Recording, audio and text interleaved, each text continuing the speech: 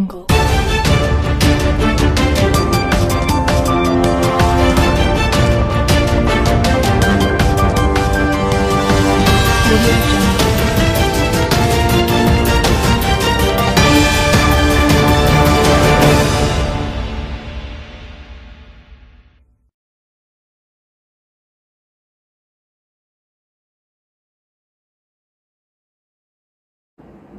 बिस्मिल्लाहिर्रहमानिर्रहीम। अस्सलामु अलैकुम वरहमतुल्लाहि वबरकातुहू। नाज़रीन, मैं आपका मेजबान अहमद सत्तर कुरैशी और आपके लिए प्रोग्राम लेकर हाजिर हुआ हूं जिसका उन्वान है आपके सामने।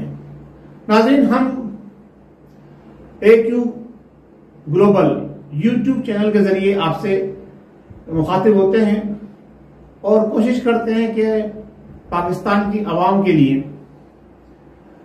ऐसे मालूमाती प्रोग्राम तरतीब दें जिससे पाकिस्तान में होने वाले वाकयात और मामलात का पाकिस्तानी अवाम को बखूबी अंदाजा हो। अब सिलसिला कुछ पिछले 10-12 रोज से जो चल रहा है वो हुकूमत वक्त और पाकिस्तान की एक मजहबी तंजीम जो आशिकान रसूल सल्लल्लाहु तआला अलैहि वसल्लम पर मुश्तमिल है उसके दरमियान एक रस्साकशी चल रही है और उस रस्साकशी के अंदर क्या कुछ हो रहा है, कौन कौन लोग उससे मुतासिर हो रहे हैं और मईशत को क्या नुकसान पहुंच रहा है, हुकूमत की रिट किस हद तक कायम है और किन लोगों ने उस मसले को हल करवाने में अपना अहम किरदार अदा किया, ये सारी चीजें जो हैं हम आज डिस्कस करेंगे। ताज़ीन, सबसे पहली बात तो मैं उन तमाम अकाबरीन को, उन तमाम लोगों को कि जिन्होंने इस मसले को बखैर खूबी निपटाने के लिए अपना अहम किरदार अदा किया, उन्हें खराज तहसीन पेश करता हूं। अच्छा, इसके साथ साथ ये भी उम्मीद रखता हूं कि जो मामला तय हुए हैं, जो मायदा जो अवाम के सामने नहीं आया, जो कमेटी के सामने नहीं आया, जो हमारे बड़े बड़े जो क्या नाम है कलमकार हैं, एंकर हजरात हैं, मीडिया पर्सन है, उनके सामने नहीं आया, लेकिन मायदा हो गया। अब जो भी मायदा हुआ उस मायदे का आज मेरा जो प्रोग्राम अभी रिकॉर्ड हो रहा है ये 3 नवंबर है, 3 नवंबर, और आज साद रिजवी साहब की पेशी भी थी अदालत के अंदर। अगर उस पेशी की रोशनी के अंदर जो उनको अगर रिहाई मिल जाती है, जो 10 दिन का टाइम दिया गया है कि सारे मामला TLP के साथ जो है वो तय कर लिए जाएंगे और जो उनके ऊपर इल्जाम लगाए गए थे वो उनसे उनको बरी जिम्मा करार दे दिया जाएगा, तो आज उसकी पहली जो है वो एक सेगमेंट होने जा रहा है। अगर आज का दिन जब तक ये प्रोग्राम आप तक पहुंचेगा उस वक्त तक फैसला हो जाएगा कि आज के दिन क्या हुआ।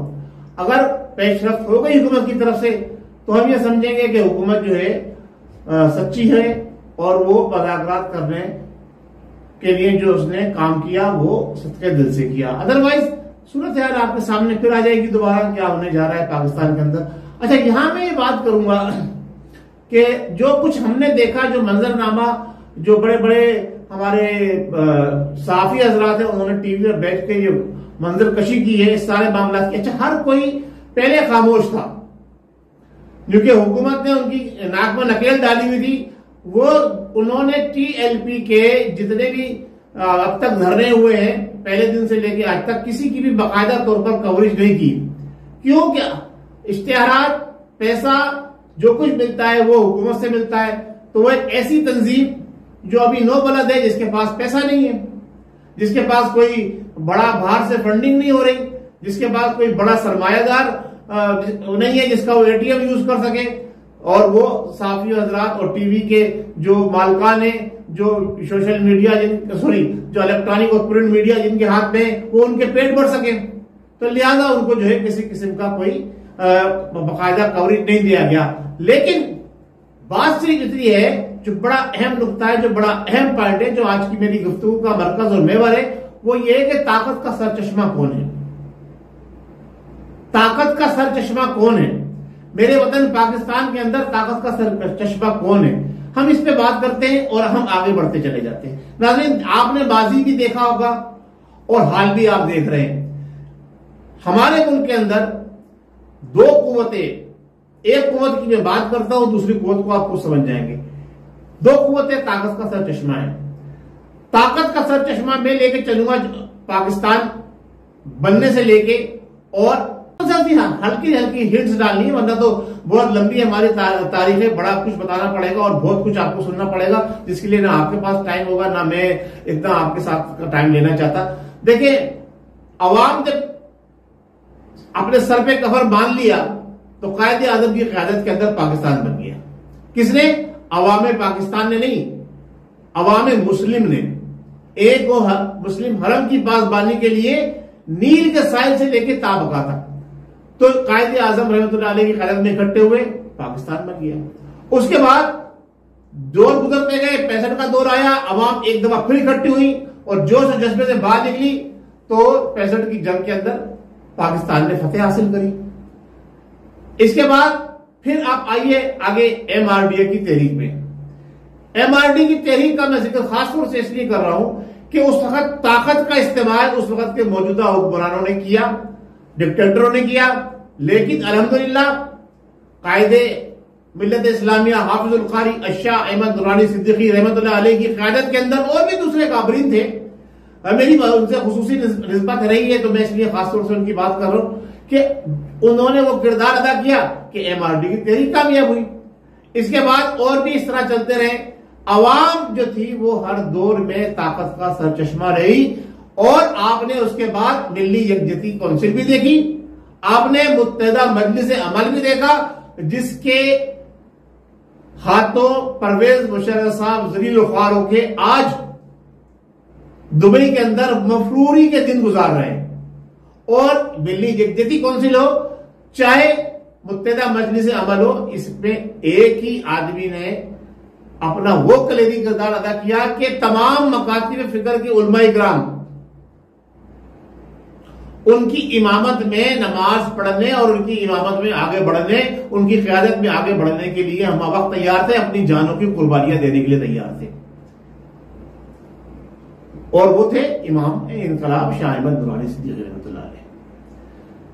जबकि पाकिस्तान उस दौर से गुजरा कि लाक़ाबियत इतनी बड़ी कि बड़े बड़े दहशतगर्दों ने उनका मुकाबला, उनसे टक्कर लेने की कोशिश की, लेकिन कोई भी उनके आगे खड़ा नहीं हो सका, क्योंकि वो अपने अज़म के पुख्ता थे और उनकी जिसे कहते हैं सलाहियत को, चाहे वो दीनी एतबार से हो चाहे वो दुनियावी एतबार से भी हो, हर लिहाज से हर फोरम के ऊपर, चाहे वो मशरिक के अंदर हो चाहे वो मगरिब के अंदर हो, वो अफराय के अंदर हो, उनको जनाब अली हर जबान पर भी एक तरह का अबूर हासिल था और हर फील्ड के अंदर वो एक मुस्तनद और शख्सियत माने जाते थे। और उनकी आला बसीरत की मिसाल बड़े बड़े लोगों ने उस पर जनाब अली बहुत कुछ लिखा है, उनकी शख्सियत के ऊपर लोगों ने PhD भी की है और बहुत सारी डिग्रियां भी ली है। आज के हमारे चंद लोग जो हैं मुफ्ती मुनीबुर रहमान साहब को तशबीह दे रहे हैं कि उन्होंने आला ज़र्फी से काम लेते हुए और आला बसीरत का इस्तेमाल करते हुए ये कारनामा अंजाम दिया कि जनाब अली उन्होंने दो ऐसे लोगों के सामने जो कश्दो खून की तरफ जा रहे थे सुलह करा दी। अब मिसाल तो बहुत सारे लोगों की दी जा सकती है, लेकिन मैं जहां तक ये कहूंगा कि 20 नहीं 50 नहीं 100 मुफ्ती मुनीबुर रहमान साहब भी अगर इकट्ठे हो जाए तो जो किरदार और जो मुकाम कायदे मिल्लत इस्लामिया का था वो अपनी जगह पर रहेगा और वो उनकी जिसे कहते हैं कि अशर अशीर को भी नहीं पहुंच सकते। बहरहाल जो मुफ्ती मुनीबुर रहमान साहब ने किरदार अदा किया उसके पीछे भी बहुत बड़ा हाथ है, उस तरफ मैं अब नहीं जाऊंगा। बाद में सिर्फ ये करना चाहता हूं कि मुफ्ती मुनीबुर रहमान साहब और उनके रुफ़क़ाए कार ने जो किरदार अदा किया वो कहां से आकर किया ये आप देख लीजिए। पहले उनकी हाजिरी कहां हुई और बशीर फारूकी साहब ने वाज़ेह अल्फाज में यह बात बता दी कि 1000% जो किरदार अदा किया है इस मसले को सुलझाने के लिए, हुकूमत को इस तकलीफ और इस परेशानी से निकालने के लिए, वो हमारे chief of the army staff का था। तो कायदे मिल्लत इस्लामिया की बात तो बहुत ऊंची है, वो तो अब उनकी बात का ना मिसाल दिया करें लोगों से मैं अर्ज करूंगा कि उस जैसा तो कायद कोई पाकिस्तान में ना पैदा हुआ है ना पैदा हो सकता। भारत तो बात हो रही है कि हुकूमत की रिट जो बिल्कुल खत्म हो चुकी थी और हुकूमत जो प्लान कर रही थी उस पर हमारे इदारों ने अपना किरदार अदा किया। तो अब अवाम के आगे हुकूमत मजबूर हुई और ये माजी में भी होती रही, चाहे वो याया खान हो, चाहे वो जुल्फकार अली भुट्टो हो, चाहे वो अयूब खान हो, चाहे वो परवेज मुशर्रफ साहब हो, चाहे वो और कोई भी हो। अवाम के आगे हुकूमत कभी भी नहीं टिक सकी। यहां तक कि आप देख ले तुर्की के अंदर जब फौज ने बगावत करी तो अवाम टैंकों के आगे लेट गई और उसने उस फौजी बगावत को नाकाम बना दिया। यानी ताकत का सरचश्मा सबसे पहले नंबर 1 अवाम। किसी भी मुल्क के अंदर और बिलखुसूस मुसलमान मुल्क के अंदर ताकत का सरचश्मा हमेशा अवाम होती है। अवाम जो है अगर मुत्तहद मुनज़्ज़म हो जाए, किसी एक नुक्ते में इकट्ठी हो जाए तो फिर वो उसके आगे कोई ताकत, कोई मशीनरी, कोई एजेंसी, कोई इदारा, कोई हैसियत नहीं रखता। सुन लीजिए आप मेरी इस बात को गौर से अपने पहलू से बांध लीजिए। जो लोग बड़ी बड़ी बातें करते हैं, हाँ, उसके बाद दूसरा जो ताकत का जो सरचश्मा है वो हमारे यहां है, हमारे इदारे, और हम उनको सलाम पेश करते हैं, इदारों को भी और इदारों के सरबराह को भी, जो पॉजिटिव किरदार अदा करते हैं। उनको नहीं जिन्होंने मुल्क के अंदर मार्शल्ला लगा के जबरदस्ती रेफरेंडम करा के अपनी हुकूमतें कायम करी, उनको नहीं सलाम पेश करते। उनको हम डिक्टेटर कहते हैं और बड़बला कहते हैं और कहते रहेंगे जब तक हमारे जिस्म और जान का रिश्ता बाकी है। हाँ, जो किरदार इस वक्त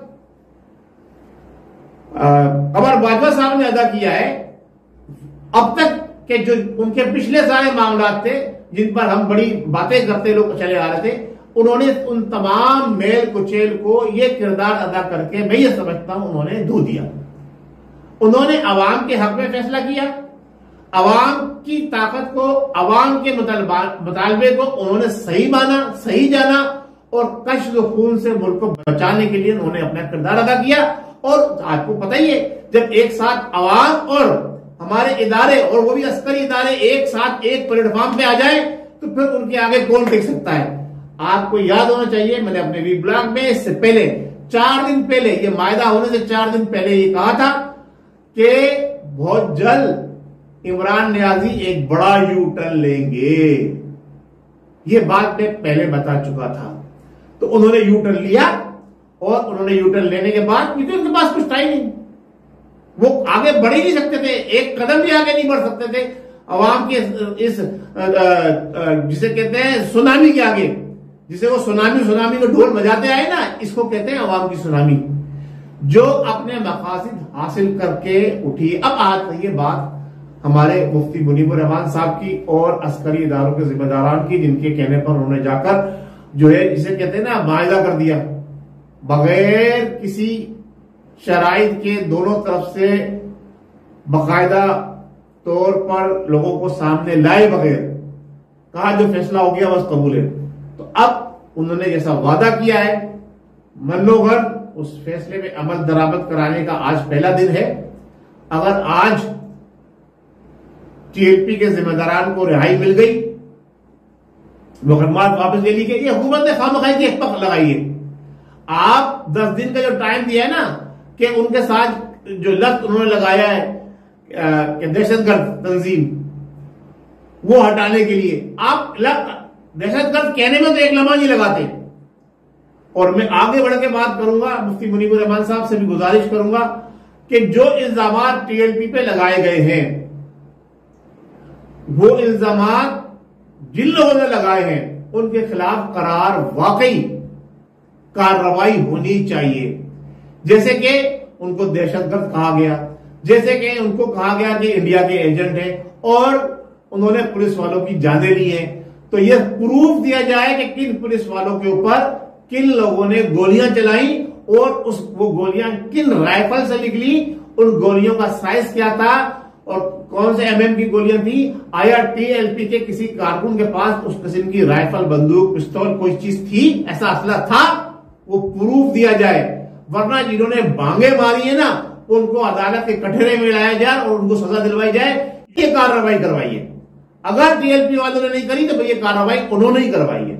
इसके साथ साथ जो लोग शहीद हुए हैं, चाहे वो पुलिस वाले थे, चाहे वो टीएलपी के जिम्मेदारान या कारकुनान थे या आम आवाम थी, उसका हर्जाना हुकूमत ने अदा करना होगा।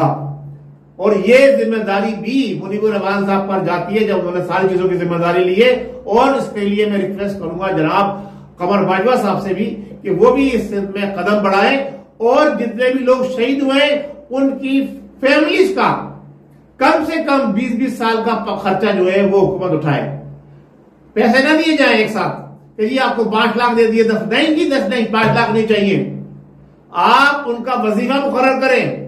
इसी तरह से जिस तरह से आपने उन लोगों का वजीफा मुकर्रर किया है जो बड़े बड़े फंड लेके खा गए, भाग गए यहां से, जो हमारे अदलिया के जिम्मेदार थे, 25-25 लाख रुपए माना जिनको आप जो पेंशन दे रहे हैं, इसी तरह से गवर्नमेंट के ग्रेड 17 के अफसर के बराबर, चाहे वो पुलिस वाला 11 ग्रेड का था, गवर्नमेंट के ग्रेड 17 के ऑफिसर के बराबर जो पुलिस वाले शहीद हुए उनकी पेंशन के बराबर उन्हें पेंशन ताहयात उनके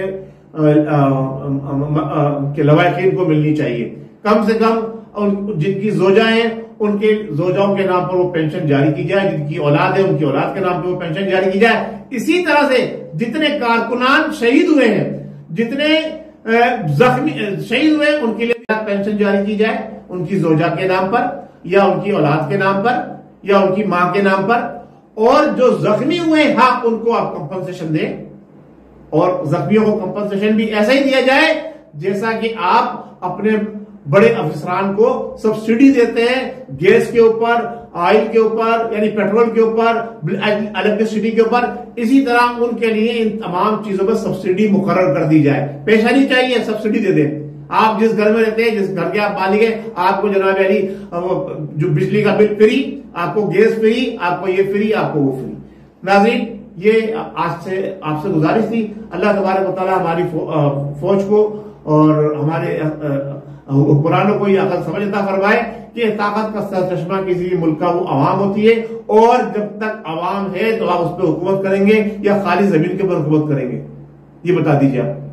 अवाम से है, जिसे कहते हैं ना घर जो बनता है घर के रिहायशियों से बनता है, तो मुल्क जो कायम रहता है वो मुल्क की अवाम से कायम रहता है। अगर आपने अवाम को कुचलने की कोशिश की तो आपका हाल बहुत बुरा होगा। अल्लाह की लाठी बेआवाज है। अल्लाह के हबीब के चाहने वाले आशिकाने रसूल सल्लल्लाहु अलैहि वसल्लम पर जिन्होंने गोलियां बरसाई हैं, अल्लाह तबारक व तआला उनको जो है दुनिया में ही इबरत का निशान बनाएगा। बहुत शुक्रिया। अस्सलाम वालेकुम व रहमतुल्लाहि व बरकातहू। पाकिस्तान जिंदाबाद।